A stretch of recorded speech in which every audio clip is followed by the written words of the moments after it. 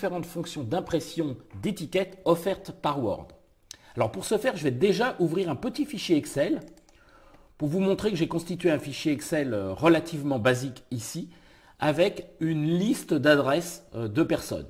Donc j'ai mis prénom, nom, adresse, code postal et ville sur ces différentes personnes ici. Alors ce petit fichier va me servir pour générer mes étiquettes.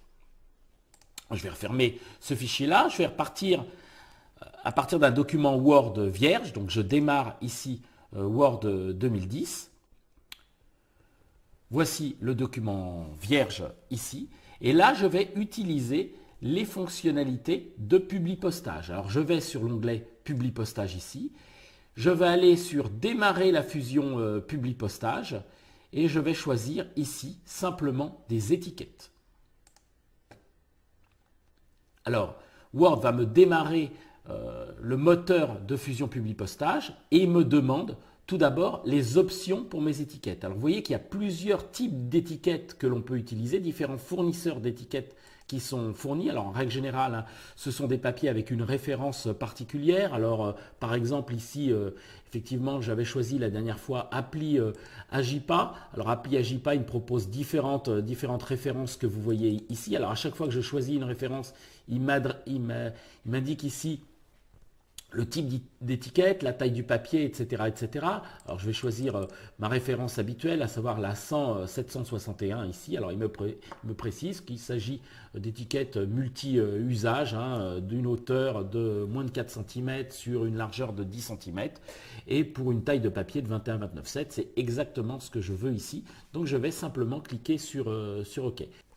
Donc voilà, maintenant il ne me reste plus qu'à sélectionner les destinataires. Alors je vais cliquer sur sélection des destinataires et je vais utiliser une liste existante, mon fameux fichier Excel que je visualisais tout à l'heure. Donc je vais sélectionner ce fichier Excel que j'avais déposé sur mon bureau.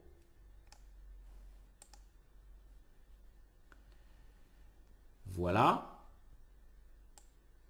il est ici, adresse. Je vais prendre le premier onglet. Et voilà, vous voyez que de base, il m'a créé des éléments enregistrement suivants correspondant aux emplacements des différentes étiquettes. Alors, qu'est-ce que je vais mettre dans cette étiquette? Je vais mettre tout simplement ici le bloc d'adresse. Alors, je clique sur bloc d'adresse. Il va me dire, voilà, le bloc d'adresse, pour lui, ça peut être Paul Belin. Alors, premier nom qu'il a trouvé, 12 rue de Paris, à Gif. Alors, il a oublié ici le code postal. Peut-être que je n'avais pas écrit en haut code postal, mais j'avais mis simplement CP pour code postal. Alors, je vais faire correspondre les champs pour corriger cette petite erreur. Je clique sur correspondre les champs, faire correspondre les champs. Et je vais choisir que pour le code postal, vous voyez, il ne m'avait pas trouvé de correspondance. Je vais lui dire qu'il s'agissait de la colonne CP de mon fichier Excel. Je clique dessus et je fais OK.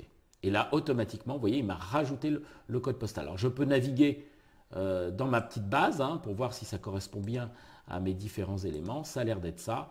Je tape simplement sur OK. Voilà. Et il m'a rajouté ici le bloc d'adresse. Alors, je vais aller sur enregistrement suivant et je vais répéter la même chose. C'est-à-dire, je vais cliquer sur bloc d'adresse pour le rajouter. OK. Suivant, bloc d'adresse, OK. Suivant, bloc d'adresse, OK. Alors, je pouvais aussi sélectionner simplement bloc d'adresse là, faire un copier, CTRL-C, aller ici et faire simplement CTRL-V. Ça revient exactement à la même chose, et CTRL-V encore ici que de cliquer sur bloc d'adresse. Voilà, c'est terminé. Alors, je vais quand même regarder mes résultats. Pour ce faire, je vais cliquer sur Aperçu des résultats. Et là, vous voyez qu'il m'a mis directement les 4 lignes de mon fichier correspondant à mes 4 étiquettes. Il ne me reste plus ici qu'à terminer et fusionner.